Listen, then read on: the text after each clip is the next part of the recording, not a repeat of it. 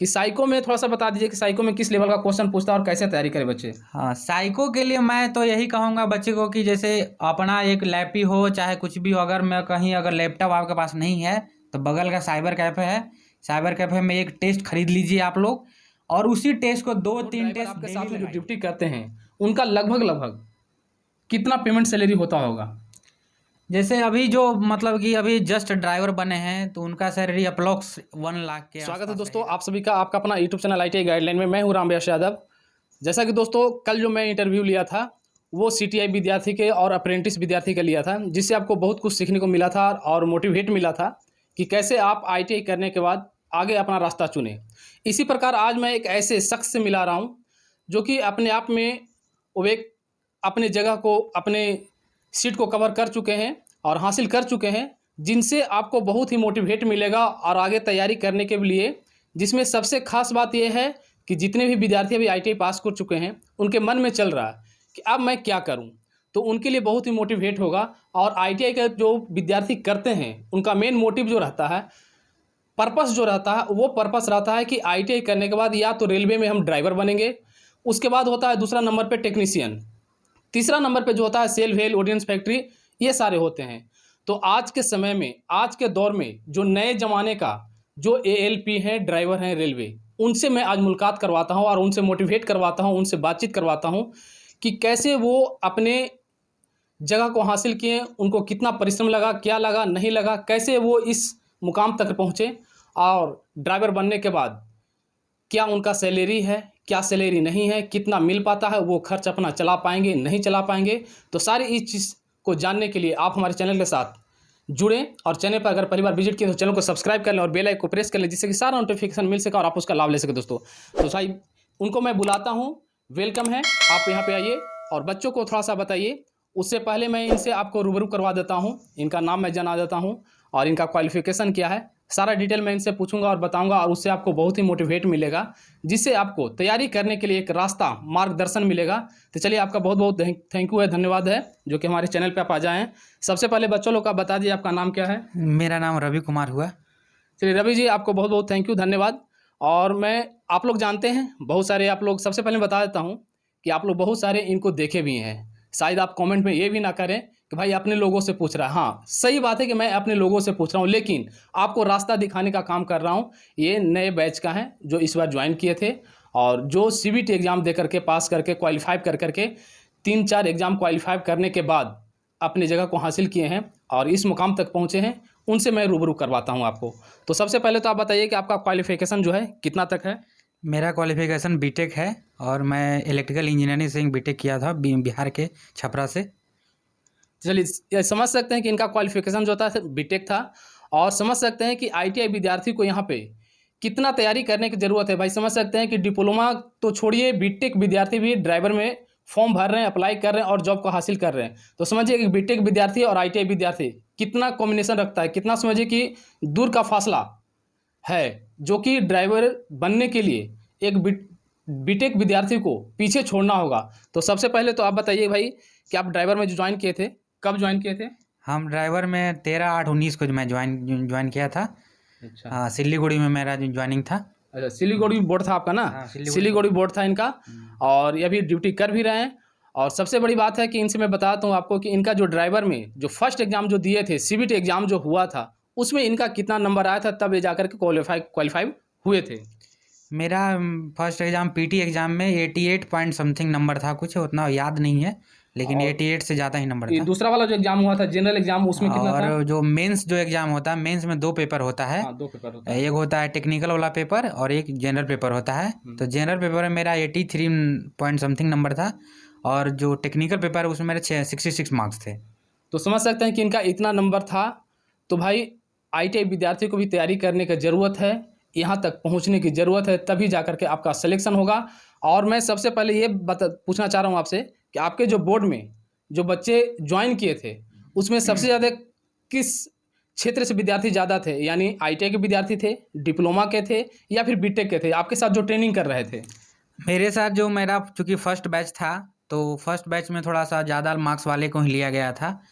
तो 70% लोग तो बीटेक वाले थे और 20% मान के चलिए डिप्लोमा वाले थे, और 10% मान के चलिए कि ITI वाले लोग, कुछ लोग थे उसमें। तो इससे समझ सकते हैं कि ITI के विद्यार्थी कितना पीछे हैं, यानी तैयारी करने का उनको बहुत ज़्यादा स्ट्रगल करने का बहुत ज़रूरत है।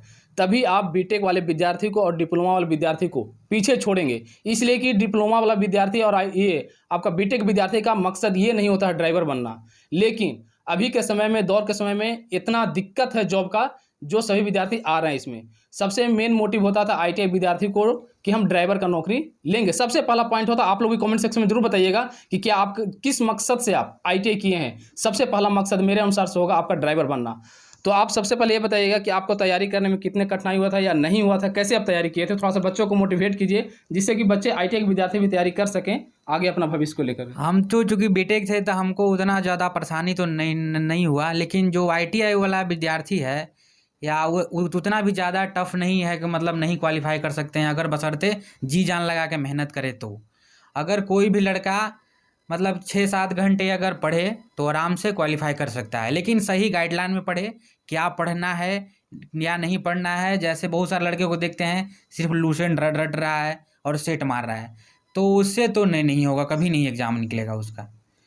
उसके लिए क्या करना होगा, सही गाइडलाइन में मैथ्स पढ़े, क्या सिलेबस दिया गया है, सिलेबस को पहले देख ले क्या क्या पूछेगा, उसके अनुसार गाइड मतलब बुक खरीद ले। RX अग्रवाल एक बुक आती है, पहले बुक बना ले उसके बारे में। और जो रीजनिंग आता है रीजनिंग बना ले। और जो मतलब कि साइंस पोर्शन के लिए मेनली ड्राइवर में साइंस पोर्शन ज़्यादा पूछता है। और जो आर्ट्स वाले जो ITI वाले लड़के रहते हैं वो साइंस नहीं पढ़ते हैं, तो उनके लिए मैं क्या कहता हूँ कि जो भारती भवन का बुक आता है 8, 9, 10 का, उसके वही का साइंस का जो 8, 9, 10 का बुक है ना, उसी बुक को 5-6 बार पढ़ लें और उसका नोट्स बना लें। उसके से ज़्यादा कभी साइंस नहीं पूछेगा आपसे। चलिए भाई, देख सकते हैं कि इन्होंने कैसे तैयारी किया था और कैसे कि आप लोग को बताएंगे क्या क्या पढ़ना है। तो जो विद्यार्थी साइंस से नहीं पढ़े हैं, इंटर किए हैं, उनको दिक्कतें आती हैं, लेकिन खैर कोई दिक्कत वाली बात नहीं है। आप जैसे जैसे आगे बढ़िएगा आपको रास्ता खुद मिलते जाएगा। तो मेन है मकसद कि भाई बढ़िया से तैयारी करिएगा तो आपका कोई रास्ता कठिन नहीं होगा, सबसे पहला पॉइंट। और दूसरा पॉइंट कि भाई ITI विद्यार्थी के लिए तैयारी करना पड़ेगा, इसलिए कि उन लोग को भाई थोड़ा सा दिक्कत होता है टेक्निकल में भी। और आपको पता है कि अब ड्राइवर बनने के लिए 2 पेपर होने के बाद तीसरा पेपर जो आपका रहता है वो टेक्निकल का पेपर रहता है। और टेक्निकल पेपर में 75 क्वेश्चन जो होते हैं, 75 क्वेश्चन ही ना, 75 क्वेश्चन जो होते हैं आपको अलग से एग्जाम लिया जाता है, उसमें आपको क्वालिफाई करना बहुत ज़रूरी होता है। तो समझिए कि 75 क्वेश्चन बहुत बड़ा मकसद होता है। ये बहुत बड़ा आगे तक आपको तैयारी करना पड़ेगा, बढ़िया लेवल से तैयारी करना होगा। इसलिए कि टेक्निकल जब तक आप पढ़िएगा नहीं, 2 एग्जाम क्वालिफाई करने के बाद भी डिसक्वालीफाई वापस हो जाइएगा लास्ट में। क्या यही है ना? हाँ, और ITI गाइडलाइन के द्वारा आप लोग को टेक्निकल पेपर सर पढ़ा ही रहे हैं, तो आप सर का वीडियो भी देखते रहिएगा तो आप टेक्निकल में आराम से क्वालिफाई कर जाइएगा। हाँ, लाइव क्लासेस भी मैं लेता हूँ, उसमें आपका टेक्निकल क्वेश्चन सारा चलता है, उससे भी आप तैयारी कर सकते हैं। बाकी प्ले लिस्ट भी बहुत सारा बना हुआ, प्ले लिस्ट आप जाकर के तैयारी कर सकते हैं।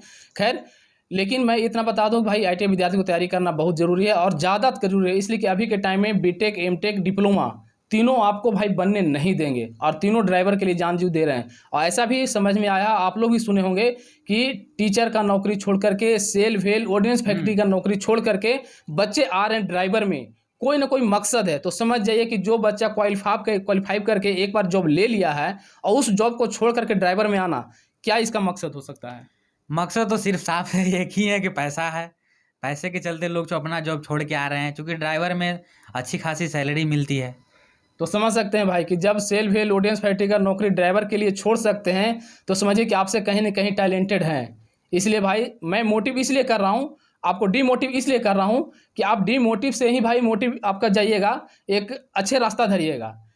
कि इसलिए कि कहीं मैं देखा हूँ कि कहीं ना कहीं बच्चे ITI बच्चे को बहुत कम तैयारी हो पाता है, सही से नहीं कर पाते हैं। और एक ही बोर्ड में नहीं, सिलीगुड़ी बोर्ड में नहीं, अक्सर बोर्ड में आप देखिएगा, ज़्यादातर बोर्ड में ही देखिएगा कि बीटेक और डिप्लोमा के विद्यार्थी जॉब हासिल किए हैं ड्राइवर का अवर। ठीक है, तो आपको तैयारी करना बहुत जरूरी है। और सबसे मेन पॉइंट पे मैं आता हूँ कि भाई मेन पॉइंट से बात करने से पहले मैं एक चीज़ और पूछ लेता हूँ कि साइको में थोड़ा सा बता दीजिए कि साइको में किस लेवल का क्वेश्चन पूछता है और कैसे तैयारी करें बच्चे। हाँ, साइको के लिए मैं तो यही कहूँगा बच्चे को कि जैसे अपना एक लैपी हो चाहे कुछ भी हो, अगर मैं कहीं अगर लैपटॉप आपके पास नहीं है तो बगल का साइबर कैफ़े है, साइबर कैफ़े में एक टेस्ट खरीद लीजिए आप लोग।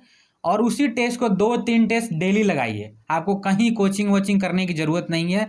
आपको इतना प्रैक्टिस हो जाना चाहिए ना कि आपका दिमाग तुरंत काम करे। यानी साइको में प्रैक्टिस की सबसे ज़्यादा प्रैक्टिस, हाँ, प्रैक्टिस के सिवा और कुछ नहीं है। तो साइको में आपको सबसे ज़्यादा प्रैक्टिस करना पड़ेगा और उसमें सही बात है, दिमाग लगाने की ज़रूरत होता है, दिमाग आपको उतना फास्ट काम करना पड़ेगा उसमें, इसलिए कि टाइम रहता है। हाँ, जितना प्रैक्टिस कीजिएगा उतने परफेक्ट बनिएगा उसमें। साइको एग्जाम में 2-2 मिनट का एग्जाम होता है, कोई 3 मिनट का होगा, कोई 4 मिनट का होगा। तो समझिए कि 2 मिनट का एग्जाम, 3 मिनट का एग्जाम में 100 क्वेश्चन 50 क्वेश्चन आपको सोल्व करने रहते हैं। क्वेश्चन रहते हैं ईजी, ठीक है, लेकिन क्या है कि आपका दिमाग कितना फास्ट काम करता है उस हाँ, समय। और एक बच्चे को भी बताना चाहूँगा, जैसे कोई बच्चे पेन पेपर लेके सोल्व करते हैं साइको, हम तो यही कहेंगे अगर आपके पास लैपटॉप है तो लैपटॉप पे अपना घर पे सेट कीजिए, नहीं तो साइबर कैफ़े में जाइए और साइबर कैफ़े में 10 रुपया लेगा या 20 रुपया लेगा घंटे का, वहाँ डेली 2-3 सेट लगा के 4 सेट लगा के अपना आइए। ये आपका जो साइको एग्जाम जो होता है, ये ऑनलाइन हुआ था कि ऑफलाइन हुआ था? ना, साइको भी एग्जाम ऑनलाइन ही होगा, आपको लैपटॉप पे होगा। तो समझ लिए कि इसलिए लैपटॉप पे प्रैक्टिस करना बहुत ज़रूरी है, इसलिए कि आईटीआई के विद्यार्थी को आईटीआई का एग्जाम जो हो रहा है ऑनलाइन हो रहा है, उस ऑनलाइन एग्जाम देने में दिक्कत आ रही है, तो भाई आप ड्राइवर कैसे बनिएगा? तो आपको प्रैक्टिस करना होगा पीसी पे, ठीक है, एलएलपी आपको लैपटॉप अगर है तो उस पर आप प्रैक्टिस कर सकते हैं और भाई अच्छे से तैयारी करके आप जॉब हासिल कर सकते हैं।